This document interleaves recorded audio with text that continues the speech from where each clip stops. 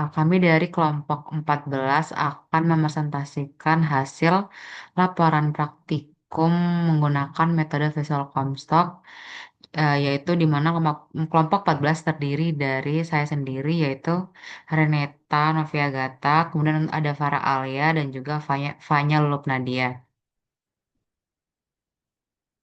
Adapun latar belakang dari praktikum ini yaitu penilaian konsumsi pangan digunakan untuk menggambarkan jenis dan jumlah makanan yang dikonsumsi serta menilai kecukupan zat gizinya. Salah satu metode yang sering digunakan yaitu visual Comstock yang dilakukan dengan observasi langsung terhadap makanan yang disajikan dan sisa makanan yang tidak habis dikonsumsi. Dengan cara ini, pengamat itu dapat mencatat jenis makanan, proporsi, serta frekuensi konsumsi tanpa perlu melakukan wawancara kepada responden.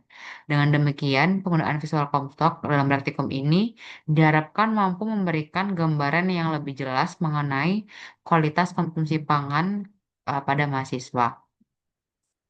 Adapun tujuan dari praktikum ini yang pertama yaitu untuk mengetahui gambaran konsumsi makanan berdasarkan hasil observasi menggunakan metode visual Comstock. Yang kedua yaitu melakukan perbandingan hasil pengukuran metode visual Comstock antara skala 4, skala 6, dan skala 7. Yang ketiga yaitu menganalisis tingkat akurasi metode visual Comstock dalam memperkirakan konsumsi makanan dengan membandingkan terhadap metode Wake Food Record sebagai gold standar penilaian konsumsi pangan. Yang terakhir yaitu menilai kelayakan metode Visual Comstock sebagai metode alternatif Wake Food Record berdasarkan akurasi estimasi konsumsi pangannya. Nah, berikut ini merupakan instrumen yang kami gunakan yaitu skala 4 poin, skala 6 poin, dan juga skala 7 poin. Dan berikut ini merupakan menu makanan padat, makanan lunak, dan juga makanan cair. Dan berikut ini merupakan hasil dari Visual Comstock makanan padat, di mana diperoleh skor 34,12% dengan jumlah 17 jenis menu makanan. Dan berikut ini merupakan data asupan zat gizi dari makanan padat.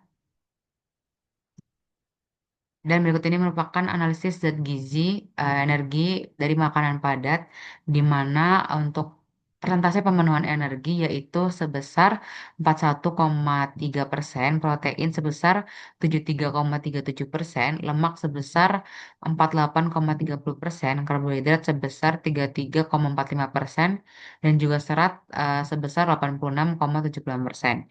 Di mana sebagian besar komponen gizi, terutama energi, lemak, dan karbohidrat, masih berada di bawah 50% yang menunjukkan asupan jauh dari kebutuhan harian. Rendahnya pemenuhan gizi ini juga selaras dengan tingginya sisa makanan, sehingga zat gizi yang masuk ke tubuh pun menjadi sangat terbatas. Next. Selanjutnya adalah hasil visual Comstock makanan lunak. Pada hasil visual Comstock makanan lunak ini berjumlah jenis menu sebanyak 8 dengan skor total 30%. Next. Berikut ini adalah data konsumsi makanan lunak yang merupakan asupan gizi makanan lunak. Saya di next. Kemudian berikut ini adalah analisis zat gizi dan energi dari makanan lunak yang mana energi memperoleh persentase persentase pemenuhan 21,12%, protein sebesar 52,57%, lemak sebesar 15,73%, karbohidrat sebesar 17,01%, dan serat 4,84%. Yang mana sebagian besar komponen gizi ini masih berada jauh di bawah angka kecukupan harian. Asupan energi hanya mencapai 21,12%, karbohidrat 17,01%, lemak 15,73%, serta serat 4,80%. 4% yang menunjukkan bahwa konsumsi energi dan makronutrien masih sangat rendah. Pemenuhan protein memang lebih tinggi dibandingkan komponen lainnya, namun tetap belum memenuhi kebutuhan harian. Rendahnya pemenuhan zat gizi ini juga mengindikasikan bahwa total makanan yang dikonsumsi masih belum mencukupi, sehingga kontribusi gizi yang masuk ke tubuh pun sangat terbatas.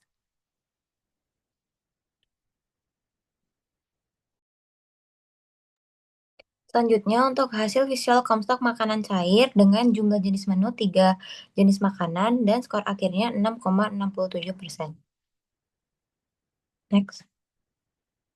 Lalu ini untuk tabel dari data konsumsi makanan cair untuk perhitungan asupannya. Next. Lalu selanjutnya adalah analisis kecukupan energi dan zat gizi dari makanan cair. Kontribusi zat gizi dari makanan cair masih sangat rendah. Pemenuhan energi hanya mencapai 12,11% dari AKG. Sementara protein, lemak, dan karbohidrat berada pada kisaran 10-13%. Serat merupakan yang terendah dengan pemenuhan 7,81%. Secara keseluruhan, makanan cair ini hanya memberikan sebagian kecil dari kebutuhan harian, sehingga tetap diperlukan sumber makanan lain untuk memenuhi kebutuhan energi dan zat gizi secara optimal.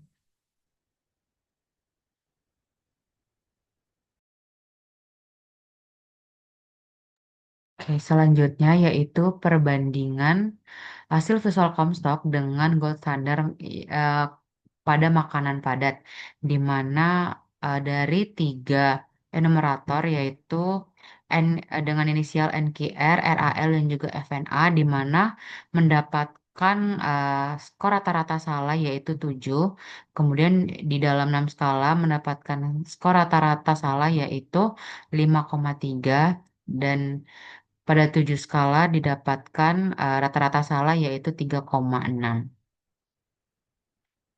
Hasil dari perbandingan ini yaitu variasi sama makanan cukup besar sehingga tampilan di piring bisa membuat jumlah sisa terlihat berbeda dari kondisi sebenarnya.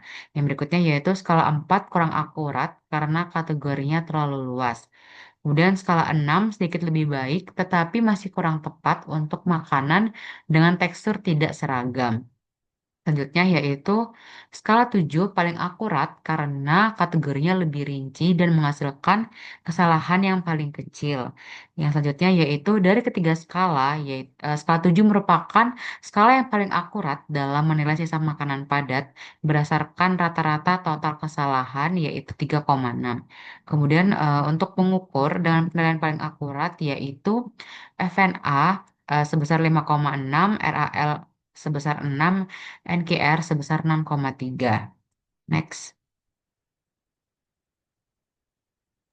Selanjutnya adalah perbandingan hasil visual Comstock dengan gold standar makanan lunak berdasarkan numerator dari tiga berdasarkan penilaian dari tiga enumerator yaitu NQR, RAL, dan juga FNA pada 4 skala diperoleh rata-rata salah yaitu sebesar 3, pada 6 skala yaitu sebesar 3, dan pada 7 skala yaitu sebesar 2.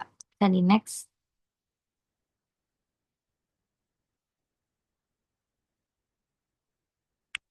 Variasi sisa makanan lunak cukup besar, mulai dari hampir habis hingga lebih dari separuh porsi, sehingga tingkat kesulitannya lebih tinggi dibandingkan makanan cair.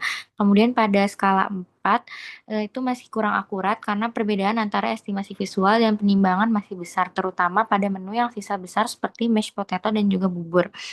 Kemudian pada skala 6 sedikit lebih baik, namun masih menunjukkan ketidaktepatan pada menu bertekstur tidak seragam. Skala 7 merupakan skala yang paling stabil karena kategorinya lebih rinci, sehingga memudahkan penilai membaca proporsi sisa pada makanan yang bentuknya berubah saat disajikan.